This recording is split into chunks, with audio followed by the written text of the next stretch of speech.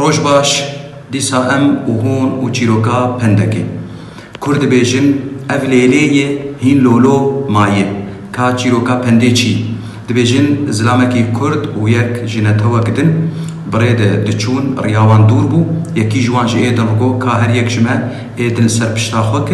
ايگل سر پشتاوي وسترانكي بيجن ستراناوي بداوي هات ويداك هذا ويدن سوار ببه وبفي رنجي امير ياخوه درباسكن تا ام بكهن جي خوه يعني ارمان جاخوه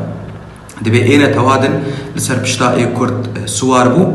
هشكي مشيا سترانا خوكو سترانا يداوي بو داكت اي كرد اجا چو سر بشتاوي اي كرد هما قد ليلي دريش كرقلكي اينا توادن جيركو ما چاو سترانا تبداوي نبو قونا افليلي هين لولو مايه كنجي تيغوتن غافا برسكريكا كبدريش به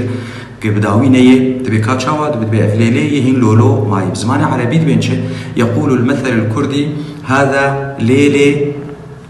ولولو لا يزال مستمرا او يوجد ايضا لولو. فما قصة المثل او الحكمة؟ يقال بأن رجلا كرديا وآخر من قومية أخرى كانا يسيران في الطريق وطريقهما طويل، فاقترح أحدهما على الآخر بأن يركب أحدهما على ظهر الآخر ويقول أغنية، وعندما تنتهي الأغنية ينزل ذلك الشخص ويصعد الآخر يقول أغنيته، كلما انتهت الأغنية ينزل صاحب الأغنية.